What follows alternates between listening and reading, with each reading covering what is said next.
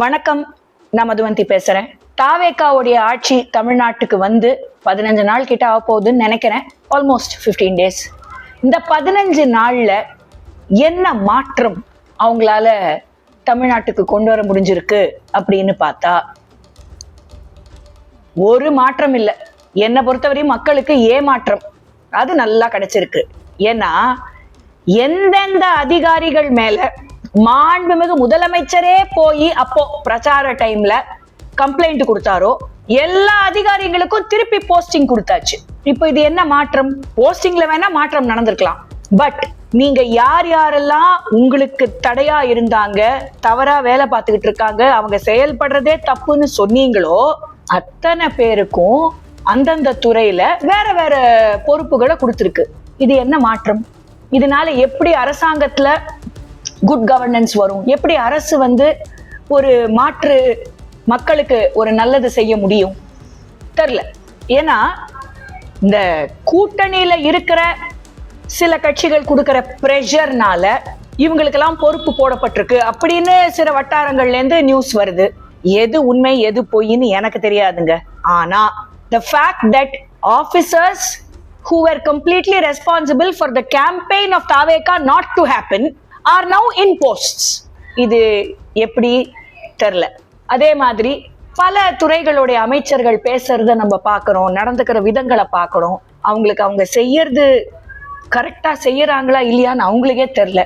For example, இப்போ சமீபத்துல நடந்திருக்கிற இந்த சம்பவம் திருச்செந்தூர்ல என்ன மாதிரி ஒரு சிச்சுவேஷன், என்ன மாதிரி ஒரு சம்பவம், எதுக்கு இது நடந்தது, அதுக்குண்டான what is the remedy to something like this, இதெல்லாம் அந்த அமைச்சருக்கு தெரியுமா? HRNC அமைச்சருக்கு தெரிஞ்சுதான் அவர் இதை பண்ணாரா, இல்ல பண்ணிட்டு அதுக்கப்புறம் தெரிஞ்சதுனால உடனே அது வேற மாதிரி கவர் அப் ஆயிருக்கா? தெரியல. To be very honest, it is very confused. அதே மாதிரி மற்ற துறைகள், இப்போ டிரான்ஸ்போர்ட் அமைச்சர் ஒரு பிரச்சனை வந்திருக்கு. அந்த பிரச்சனைக்கு எப்படி பதில் சொல்லணும்னு கூட தெரியாம ரிசர்வ்டா இருக்கிற பேசஞ்சர் நீங்க எல்லாம் இறங்கிடுங்க, நான் அன்ரிசர்வ்டுக்கு இடம் கொடுக்குறேங்கிறாரு. வோல்வோ பஸ் ஏன் வரலன்னு கேட்டா அது நீங்க வோல்வோ கம்பெனியை தான் கேட்கணும், என்ன ஏன் கேட்கறீங்கிறாரு. இதெல்லாம் தெரிஞ்சுதான் பேசுறாங்களா இல்ல சுத்தி இருக்கிற ஆபீசர்ஸ் அவங்களுக்கு சரியா கைட் பண்ணலையா? Because what ever said and ton, இந்த மினிஸ்டர்ஸ் எல்லாருமே completely new to even politics. அவங்க யாருக்குமே இந்த பதவி ஏற்கிற வரைக்கும் அரசியல்னா என்னன்னே தெரியாது. அதனால இவங்களுக்கு சுத்தி இருக்கிற ஆபீசர்ஸ் என்ன மாதிரி கைடன்ஸ் கொடுக்குறாங்க. ஆனா நீங்க அதே ஆபீசர்ஸ வேற வேற போஸ்டிங்ல சும்மா அப்படி ஷஃபில் பண்ணி போட்டீங்கன்னா இதுதானே நடக்கும். அமைச்சர்களை கேள்வி கேட்கும் பொழுது அவங்க கொடுக்கிற பதில், கச்சத்தீவு மீட்பை பத்தி நீங்க என்ன, உங்க கருத்து என்னன்னா நோ கமெண்ட்ஸ். ஆனா அது ஒரு மிகப்பெரிய பேசு பொருளா இருந்தது டியூரிங் யோர் கேம்பெயின்.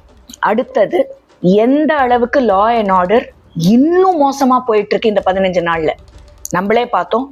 கோயம்புத்தூர்ல நடந்திருக்கிற இந்த கொலை, அந்த சிறுமிக்கு நடந்த அந்த பாலியல் வன்கொடுமை அண்ட் கொலை, இத பத்தி கேள்வி கேட்டா போலீஸ் ஆபீசர்ஸ் சிரிக்கிறாங்க. என்ன பேசணும்னு தெரியாம பேசுறாங்களா? எதுக்கு சிரிச்சாங்க? இதெல்லாம் ஏன் நடக்குது? ஏன் இவ்வளோ ஒரு அமெச்சூரிஷா போயிட்டு இருக்கு? எனக்கு நிஜமாவே இதுக்கு என்ன இதுக்கு அர்த்தம், ஏன் இதெல்லாம் நடக்குதுன்னு எனக்கு வியப்பா இருக்கு. அதே மாதிரி எது கேட்டாலுமே பதில்கள் ஒரு மாதிரி வேகா தான் வருது. எந்த அமைச்சர்கிட்ட இருந்து நீங்க பாத்தீங்கன்னா யாராலையுமே எதுக்குமே ஒரு டெஃபினிட்டிவா ஒரு ஆன்சர் கொடுக்க முடியல. ஏன்னா தெரியல, என்ன சொல்லணும்னு தெரியல, என்ன பேசணும்னு தெரியல, எப்படி பேசணும்னு தெரியல. நான் என்னோட ப்ரீவியஸ் வீடியோலயே சொன்னேன், ரீல்ஸ் போட்டுக்கிட்டே அரசாங்கத்தை நடத்தணும்னா this is not a film, this is reality. இது ரீல்ஸ் கிடையாது, திஸ் இஸ் ரியாலிட்டி. அப்படி இருக்கிற பட்சத்துல you have to be so aware of what you are saying. இல்லையா, தெரிஞ்சவங்களை கூட வச்சுக்கணும், அதுவும் இல்லையா. அப்ப என்னதான் நடந்துகிட்டு இருக்கு தமிழ்நாட்டுல? கடந்த 15 நாள்ல நீங்க பாத்தீங்கன்னா 15 வருஷம் எக்ஸ்பீரியன்ஸ் பண்ணாத பவர் கட்ஸ் நம்ம எக்ஸ்பீரியன்ஸ் பண்ணிருக்கோம். Crazy power cuts, not just in Chennai, I am talking across Tamil Nadu. இது ஏன் நடக்குதுன்னு கேட்டா அந்த துறையின் மாண்புமிகு அமைச்சருக்கு என்ன சொல்லணும்னு தெரியல. வந்தே மாத்திரத்தை பத்தி பேசுறாரு. அதுவும் அவர் எப்படி வந்தே மாத்திரத்தை பத்தி இப்படி பேசுறாருன்னு தான் எனக்கு புரியல. அப்போ முதல்ல அவர் ஒரு கட்சியில இருந்தாரு, அந்த கட்சியில அவருக்கு தேசியம் கத்துக்கலையா என்னன்னு எனக்கு தெரியல. இல்ல இங்க மாறினதுனால ஃபேஷன், திஸ் இஸ் த வே, அப்படிதான் பேசி ஆகணும்னு பேசுறாரா தெரியல. எது கொள்கைன்னே தெரியல. அண்ட் இந்த லாங் டேர்ம் ஜெயில இருக்கிற கான்விக்ட்ஸுக்கு, அதாவது இஸ்லாமியர்களுக்கு பெரோல் அப்படிங்கிற ஒரு விஷயம் வந்திருக்கு. அது ஏன் குறிப்பா இஸ்லாமியர்கள் பத்தி மட்டும் பேச்சு வருதுன்னு எனக்கு தெரியல. Convict is a convict. Parole கொடுக்கணும்னா அது மத சார்பற்ற விஷயமா தானே அந்த கோரிக்கை வரணும். அதுக்கு பேர் தானே செக்குலரிசம். இப்ப மட்டும் யாரும் வந்து செக்குலர் கம்யூனல் இதெல்லாம் பேச மாட்டாங்க. ஆனா வந்தே மாதரத்தை முதல் தடவை, அதாவது ஃபர்ஸ்ட் ஒரு ஃபங்க்ஷன்ல பாடிட்டா யோ ராமா ஆஹா ஓஹோன்னு எல்லாரும் கத்துவாங்க. சரி விடுங்க, நான் சொல்றது தானே, Indian Union Muslim League is secular, Bharatiya Janata Party is communal, அப்படியே இருந்துட்டு போட்டோம். அதை பத்தி என்ன இப்போ. ஆனா இது எல்லாத்தையும் விட ஒரு காமெடி, ஹார்ஸ் ட்ரேடிங் நடக்குது. இந்த ஹார்ஸ் ட்ரேடிங் ரொம்ப தப்பு. அது எப்படி 3 பேர் வந்து அதிமுகல இருந்து ரிசைன் ஆகி தாவேகால சேரலான்னு யாரு கேக்குறாங்க தெரியுமா? ஜோதிமணி மேடம், நீங்கெல்லாம் இதெல்லாம் பேசலாங்களா? ஒரு கட்சியோட சேர்ந்து எலெக்ஷனை ஃபைட் பண்ணி 5 சீட் அவங்களோட தயவுல ஜெயிச்சுட்டு இவங்க சிங்கிள் லார்ஜஸ்ட் மெஜாரிட்டியா வந்துட்டாங்களேன்னு தாவின கட்சி நீங்க. அதனால மந்திரி பதவி கிடைச்சு, அதனால நாங்க தான் யார் தெரியுமா அப்படின்னு குதிச்சுக்கிட்டு இருக்கிற குரூப் நீங்க. நீங்க ஹார்ஸ் ட்ரேடிங் பத்தி பேசலாமா? இதுதான் ஹையஸ்ட் லெவல் ஆஃப் காமெடி. இப்போ நான் வந்து மாண்புமிகு தமிழக முதலமைச்சர் திரு ஜோசப் விஜய் அவர்களை சில கேள்விகள் கேட்கிற ஒரு பிரஜையா. அதாவது ஆனைமங்கலம் காப்பர் பிளேட்ஸ் ரிட்ரீவ் பண்ணி மாண்புமிகு பாரத பிரதமர் திரு நரேந்திர மோடிஜி அவர்கள் திரும்பி கொண்டு வந்திருக்காரு. எவ்வளவு பெரிய ஹிஸ்டாரிக் இவெண்ட் அது.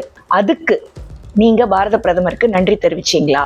நீங்க தெரிவிச்ச மாதிரி எங்கேயுமே தெரியல. 2வது, இத்தனை பேருக்கு தமிழ்நாட்டில இருந்து பத்மா அவார்ட்ஸ் கொடுக்கப்பட்டிருக்கு. அதுக்கு நன்றி தெரிவிச்சீங்களா? தெரிவிச்ச மாதிரி தெரியல.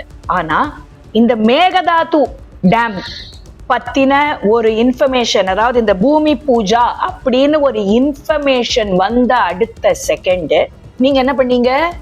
பாரத பிரதமருக்கு நீங்க ஒரு ஓப்பன் லெட்டர் எழுதுறீங்க, இதை தடுத்து நிறுத்தணும்ட்டு. நான் கேக்குறேன், சிம்பிள், உங்க பிரதர் தானேங்க உங்களோட பதவி பிரமாணத்துக்கு வந்தாருங்களே. அதுக்கு முன்னாடி திமுக கூட ஒரு ரேலியில கூட முன்னாள் முதலமைச்சர் கூட நிக்காம ரேலியில பார்ட்டிசிபேட் பண்ணாத திரு ராகுல் காந்தி அவர்கள், அதாவது லீடர் ஆஃப் அப்போசிஷன் இந்த பார்லிமெண்ட், உங்க பதவி பிரமாணத்துக்கு வந்தாரு. அவங்க ஆட்சி தானே கர்நாடகால. ஒரு போன் கால் நீங்க அவர்கிட்ட பேசலாமே இதை பத்தி. இல்லையா சுப்ரீம் கோர்ட் அணுகுங்க, அதுதானே முறை. இதுக்கு மட்டும் பாரத பிரதமருக்கு லெட்டர் எழுதுறீங்க. என்ன நீங்க தமிழக மக்கள்கிட்ட நீங்க இதை நீங்க நிரூபிக்கணும்னு பாக்குறீங்களா? நீங்க ஏதோ செய்றீங்க தமிழ்நாட்டுக்குன்ட்டு. செய்யறீங்கன்னா கரெக்டா செய்யுங்க. இதுக்கு போய் பாரத பிரதமரை கேள்வி கேட்டு என்ன பிரயோஜனம்? நீங்க ராகுல் காந்தியை டெல்லியில போய் ஏன் மீட் பண்ணல? பாரத பிரதமரை மீட் பண்ணீங்க, 10 நிமிஷம் அவர் கூட பேசிருக்கீங்கன்னு தகவல் வருது. ஏன் அங்கேயே தானே பக்கத்துலயே தானே இருக்கு ராகுல் காந்தியோட வீடு, ஏன் அவரை நீங்க மீட் பண்ணல? என்ன ப்ராப்ளம்? ஏன் பார்க்கல? இத பத்தி டைரக்டா பேசிருக்கலாமே. மேகதாதுன்னு உடனே எதுக்கு பாரத பிரதமருக்கு வந்து லெட்டர் போகுது? சரி, டெல்லி போனீங்க, தமிழ்நாடு பவன்ல இருந்து வெளியே வரீங்க, அங்க பிரஸ் கேக்குறாங்க, சார் ஒரு 2 வார்த்தை பிரஸுக்கு பேசிட்டு போங்கன்னு. ஏன் பேசாம கார் ஏறிட்டீங்க? இன்னி வரைக்கும் நீங்க ஆட்சிக்கு வந்து முதலமைச்சர் ஆனதுல இருந்து 15 நாள் கிட்டத்தட்ட ஆயிடுச்சு, ஒரு பிரஸ் மீட். ஏன் நன்றி சொல்றதுக்கு ஒரு பிரஸ் மீட் வைக்கலாமே. You can decide, you are the chief minister of Tamil Nadu, you can decide. After all press என்ன கேட்கணும், what are the questions to be asked, எல்லாம் கண்டிப்பா நீங்க டிசைட் பண்ணலாங்களே. ஏன் எதுவுமே வந்து நீங்க இன்னும் நன்றி சொல்றதுக்கு கூட பிரஸ்ஸை கூப்பிட்டு ஒரு பிரஸ் மீட் வைக்கல? அண்ட் எல்லா விஐபிஸையும் மீட் பண்றீங்க, எல்லா சங்கத்தின் அங்கத்தினரெல்லாம் மீட் பண்றீங்க. ஆனா பாவம் விவசாயிகளுக்கு எவ்வளவோ ப்ராமிஸ் பண்ணீங்க எலெக்ஷனுக்கு முன்னாடி.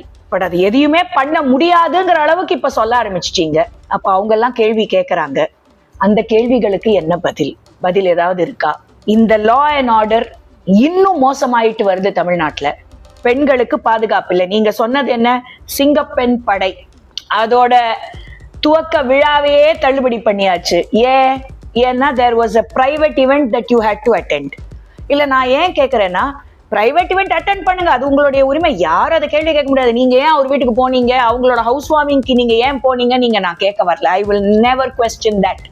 ஆனா அதுக்காக ஒரு ஸ்டேட் நடத்த வேண்டிய ஒரு இவெண்ட், அந்த சிங்கப்பெண் படையோட துவக்க விழாவை எதுக்கு தள்ளி போடணும்? அப்ப அதுக்குண்டான பிராக்டிஸ், அதுக்குண்டான எஃபர்ட், அதுக்குண்டான செலவு, அதெல்லாம் என்ன கணக்கு? ஏற்கனவே கஜானா காலி, சுருட்டிட்டு போயிட்டாங்க, நீங்க தான் சொல்லிட்டு இருக்கீங்க. அதுதான் உங்க பதவியேற்பு விழால நீங்க ஒரே ஒரு ஸ்பீச் கொடுத்தீங்களே, அந்த ஸ்பீச்ல சொன்னீங்க. இப்போ so what is this dichotomy? Mandate தான் கன்ஃபியூஸ்டுன்னா கவர்மெண்டே ஒரு கன்ஃபியூஸ்டு ஸ்டேட்ல ஆப்ரேட் ஆயிட்டு இருக்கோ அப்படிங்கிறது தான் எனக்கு பயமா இருக்கு. அண்ட் ஃபைனலி இடி கேக்குறாங்க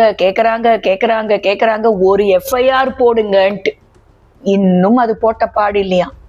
ஏன் இந்த மாற்றங்கள்லாம் வரணுங்கிறதுக்காக தானே ஒரு குரூப் உங்களை நம்பி உங்களுக்கு ஓட்டு போட்டாங்க. நான் மறுபடியும் சொல்றது அந்த 1,74,00,000 நபர்கள் தான். ஏன்னா this was not an absolute mandate. This was the most confused mandate. Absolute mandate நான் என்ன தெரியுமா? பெங்கால்ல நடந்ததே, அசாம்ல நடந்ததே, ஏன் கேரளால நடந்ததே, அதுக்கு பேரு அப்சல்யூட் மேண்டேட்.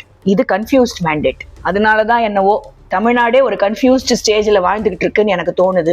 இதையும் கூட எங்க அப்பன் திருப்பரங்குன்ற முருகன் பார்த்துக்கிட்டு தான் இருக்கான். அட்லீஸ்ட் ஏதாவது ஒரு நல்லது by way of good governance or something, please, I implore, once again I implore to the Honorable Chief Minister of Tamil Nadu, Mr. Joseph Vijay அவர்களே, please, நீங்க வந்திருக்கீங்க with the energy and the promise நல்லது பண்ணணும்ட்டு.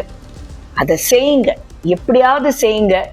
இவங்க சொன்னாங்க, அவங்க சொன்னாங்க, இந்த pressure அந்த ப்ரெஷர் அதெல்லாம் உங்க தலையில போட்டுக்காம please at least from now try and do something good for the people of Tamil Nadu who trusted you and voted for you. வணக்கம். பாரத் மாதா கி ஜெய்.